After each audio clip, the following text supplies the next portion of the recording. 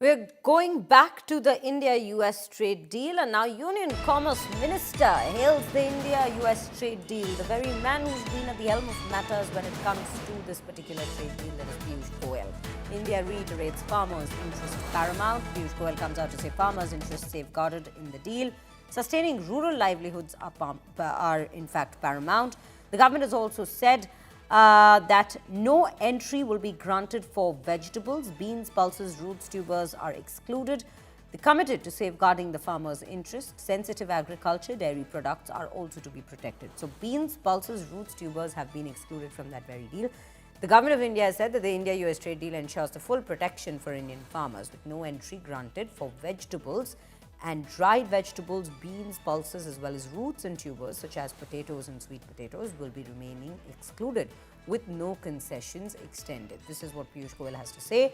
The agreement reflects India's commitment to safeguarding the farmers' interests and sustaining rural livelihoods by completely protecting sensitive agriculture and dairy products, including maize, wheat, rice, soya, poultry, milk, cheese, ethanol, that is fuel, tobacco, certain vegetables, meats, etc. So it's just a list of items that shall in fact be excluded is what we are given to understand from this particular message or post that's coming from Piyush Goyal at this point of time, hailing the very trade deal that's been announced in the joint statement. Now joining us is Rohit Sharma from Washington, who has been keeping a very close tab on how things have been proceeding on this very end for months. Rohit, can you take us through the agricultural products that will be exempt from duty that has triggered the furor in India, as we see opposition is also asking questions on these lines now? Well, the agricultural goods mentioned, are for animal feed and ethanol production, and certain fruits and dry fruits, and which again have been not mentioned, and then allowing the American wines and spirits, including red sorghum, something that USTR was able to put it out on tweet. So we'll have to wait and watch, what kind of agricultural goods are mentioned, and what can we do in terms of announcing, or I guess in terms of finally seeing, what those exceptions finally look at. And those are the things we'll have to wait and watch. But as of now, I think this is going to be a very, again, a kind of, I don't want to say the word controversial, but a very closely watched topic when it comes to the bilateral trade agreement.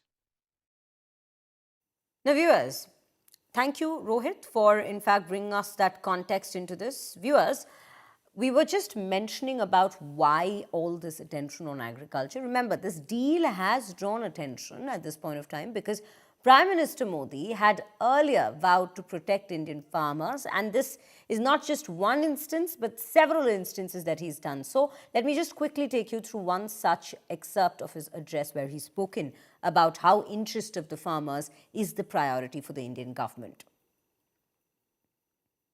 हमारे लिए अपने किसानों का हित सर्वोच्च प्राथमिकता है। भारत अपने किसानों के, पशुपालकों के और मछुआरे भाई बहनों के हितों के साथ कभी भी समझौता नहीं करेगा।